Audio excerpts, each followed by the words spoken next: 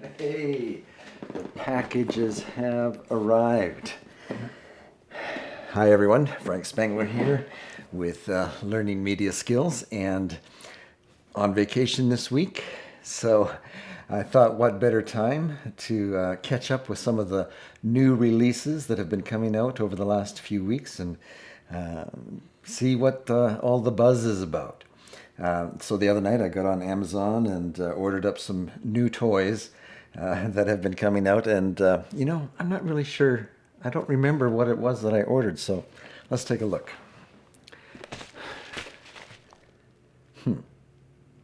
Check that out later. I think it's just something small.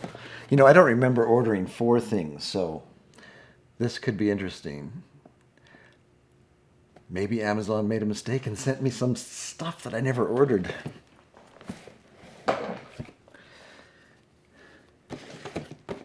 That's always cool.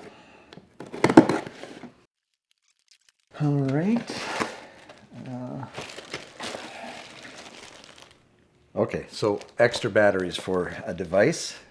You can probably see it's a GoPro. That might give it away. What we got coming up here. Well, there's hardly anything in this. Extra batteries. That's why there's so many boxes. Batteries, batteries, batteries. You always need to have extra batteries. You can never have enough batteries. I always get in trouble when the batteries run out on my wife's GoPro.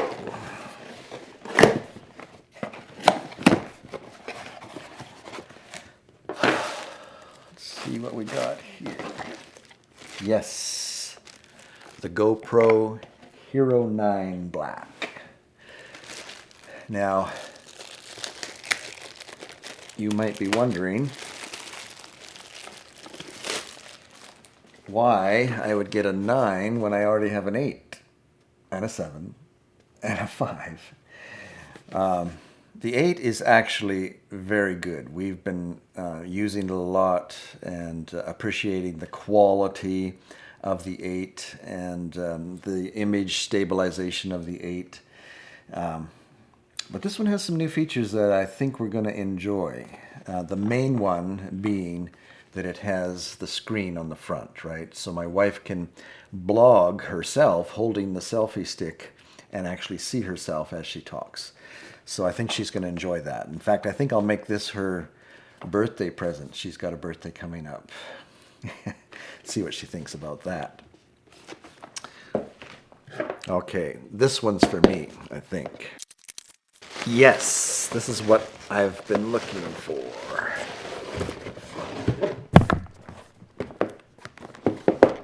The Mavic 2. No, the Mini 2 is what they call it. The first one that came out about a year ago was the Mavic Mini. And I've been enjoying that. This one, they've dropped the Mavic, so it's just the Mini 2. And again, you might be asking, if you have the Mavic Mini, why do you need the Mini 2?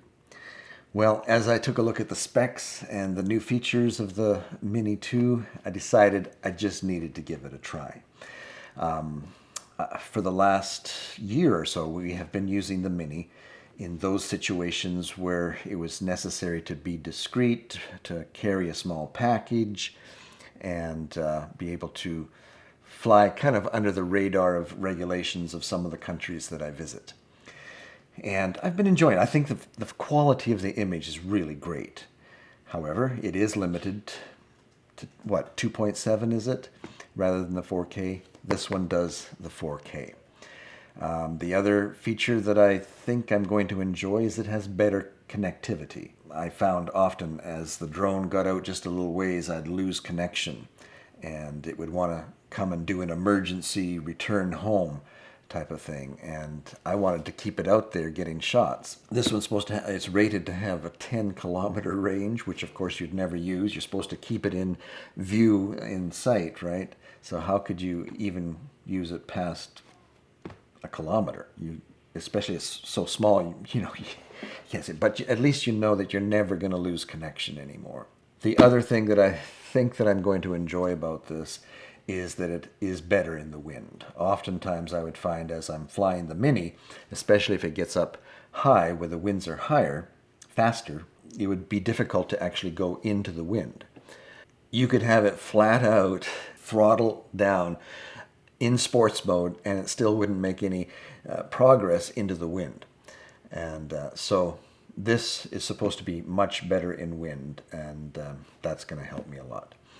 Now, I do fly the Mavic 2 Pro. I have a Mavic Air, and I haven't really been using them that much over the last couple of years here in Canada because I just never got around to getting my license to fly drones in Canada. And so that's why I think I've been using the Mavic Mini so much over the last year. It was because I still didn't have my license. And the Mavic Mini, because it's under 250 grams, you can fly it without a license. And as I needed to travel to some other countries, it was much easier for me to say, I'm bringing a drone, but it's just considered a toy drone, right? It's under 250 grams. And it made it easier to get through customs with the toy drone in some of the countries that I visited. So having that sub 250 gram drone has been very helpful, both as I travel abroad and back here in Canada, because I just didn't get the license. However, a couple of weeks ago, I decided to just bite the bullet and take the time to study for my license. I signed up to a ground school online and spent about 12 hours studying all of the possible questions that you might get asked when you go for your take your test for getting even a basic license here in Canada, and then took the test and actually passed. So suddenly I had the ability to fly my Mavic 2 Pro, fly my Mavic Air. I just wanted the ability to shoot 4K again. And the Mavic 2 Pro really does a wonderful job of shooting beautiful 4K footage. And so I was missing that just working with the Mini. So I took the time, got my license, and then DJI comes out with a Mini that shoots the 4K. Now, of course, it will never be as good as the 4K that the Mavic 2 Pro is producing. But the ability to be compact and hike into the woods and get some aerial shots for my wife's YouTube channel, I think that for that type of situation, family videos, family memories as you're hiking around, I believe that the Mini will be just fine for most people. For those productions, especially when I'm traveling to countries that have no problem with drones, of course, I'm going to continue to take the Mavic 2 Pro and get those beautiful shots that I can color grade because I can shoot in log. For those types of commercial types of projects, of course, the Mavic 2 Pro is going to be good. But for family shots, for my wife's blog, I believe that this is going to be great. And I don't know that I need to do an actual unboxing of this. There's others on the YouTube channels that have done that. But just in case you haven't seen one of those, why don't we do that? This is actually the Fly More package, of course. It's always a good idea to have the Fly More package. At least have extra batteries when you're out there. This Mini 2 does add a minute or two to your flight time, so I think they're rating it at 31 minutes of battery time, but 31 minutes when you're out in the forest on a beautiful hiking day is just not enough. You need the extra batteries. And of course the Fly More package gives you the ability to charge 3 batteries at once and a few other nice features, so it's worth the extra dollars to get the Fly More package. Okay, what do we got here? Here is your controller, and wow, look how big it is. Maybe this isn't so compact to go out hiking with, but this is what gives you the ability to have the greater range, and so I'm happy to carry the extra weight and the extra bulk. And the actual drone itself, very nice. All right, so we've got the drone, we've got the controller, and this is probably the charging unit where you can charge 3 batteries at the same time.